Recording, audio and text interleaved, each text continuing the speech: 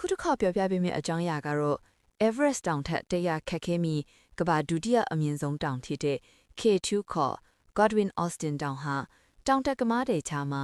ရက်ဆက်ကြမ်းကြုတ်သောတောင်လို့လူသိများပါတယ်။ Everest တောင်ထက်နှင်းပေမဲ့တက်ရောက်ဖို့ပိုမိုခက်ခဲမီအန်တီအလွန်များတဲ့တောင်တစ်လုံးဖြစ်ပါတယ်။ကမ္ဘာအမြင့်ဆုံးတောင်ဖြစ်တဲ့ Everest UA တစ်ထက်အမြင့်ပေနည်းပေမဲ့တက်ရောက်ရတာပိုမိုခက်ခဲပြီးအန်တီအများတဲ့အတွက်ကျွမ်းကျင်တောင်တက်သမားတွေတောင်အထူးသတိထားရတဲ့နေရာတစ်ခုဖြစ်ပါတယ်။ K2 ဟာပါကစ္စတန်နဲ့တရုတ်နိုင်ငံနယ်စပ်ကာရာကိုရန်တောင်တန်းမှာတည်ရှိပြီးပင်လယ်ရေမျက်နှာပြင်အထက်28တောင်252ပေ6617မီတာမြင့်ပါတယ်။ K2 ဆိုတဲ့နာမည်က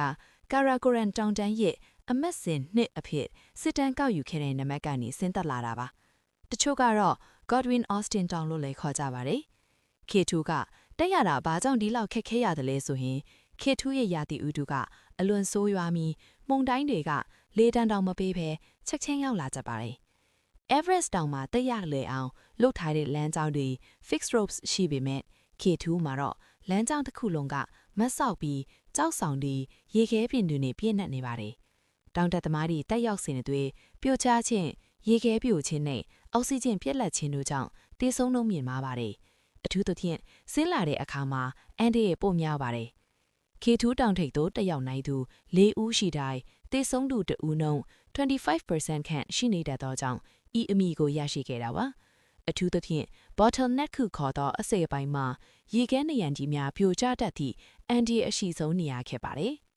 1954ခုနှစ်မှာအီတလီတောင်တက်အခွေကပထမဆုံးအောင်မြင်စွာတက်နိုင်ခဲ့ပါတယ်။ဒီခရီးစဉ်ကို Ardito Desio ဆိုသူကဦးဆောင်တဲ့အီတလီတောင်တက်အခွေမှအချီလေကွန်ပညောင်နီနဲ့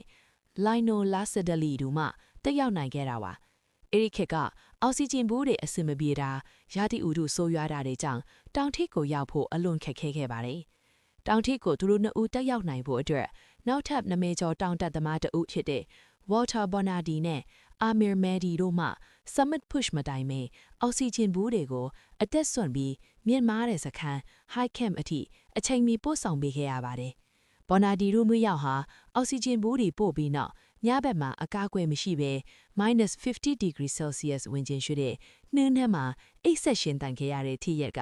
တောင်ကတ်တနိုင်းမှာအလွန်ကြော်ကြပါတယ်။ဒီပထမဆုံးတက်ရောက်မှုဟာ Everest တောင်ကိုလူသားတွေပထမဆုံးတက်နိုင်ခဲ့ပြီး1954နောက်တစ်နှစ်အကြာမှာဖြစ်ပေါ်ခဲ့တာပါ။